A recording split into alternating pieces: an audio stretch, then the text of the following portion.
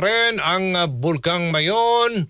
Anong epekto nito? May bagyo itong Ada at yung Kanlaon. Hingi tayo ng update mula kay Dr. Teresito Bacolcol, FIVOX Director. Dr. Bacolcol, may bundag, sir. Yes sir, may bundag po sa May inyo. bundag, opo. Hingi lang kami ng update sa Mayon. Okay, so for Mayon Volcano, for the past 24 hours, nakapagtala tayo ng 207 rockfall events and 27 na pyroclastic density currents. Yung sulfur dioxide kahapon ay nasa 987 tons per day, so hindi pa masyadong mataas ito. And right now, nasa alert level 3 pa rin yung Mayon Volcano. Okay. Inaasahan ba natin, sir, na sasabog ito ng mas malakas pa? Huwag naman po sana.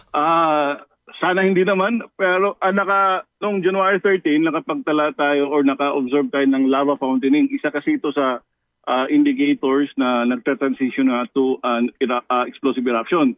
Pero masyadong maikli lamang, nasa 35 seconds lamang, and hindi na ito nasundan. So sana hindi na nga masundan ito. And kasi kapag meron tayong lava fountaining na umaabot na ng several minutes and continuous, it means na nagta-transition na to an explosive eruption. Ano ba ito? Tapos meron pang pumasok na bagyong Ada. Ano kayo magiging epekto po niyan? Ngayon nag-alboroto ang Bulkang Mayon. Lalo-lalo na sa ating mga kababayan po dyan sa Albay.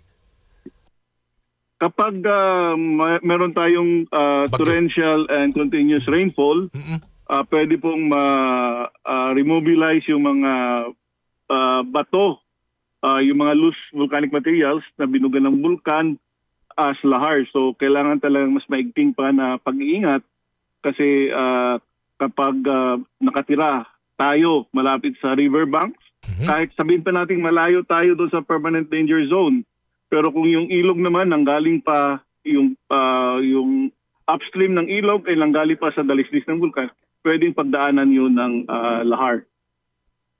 Yun. Pag ano pala, no? Yung lava magiging lahar. Tama ba, sir? Pag malakas ang ulan. Yeah, yung mga bato. Bato? Okay. Yes, mga bato na nilabas ng bulkan.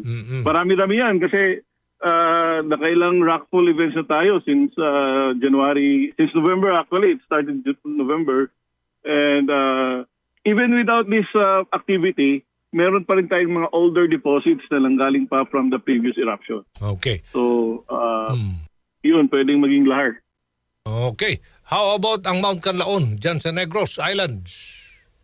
Ang Kanlaon Volcano naman for the past 24 hours ay nakapagtala tayo ng medyo marami-raming volcanic earthquakes.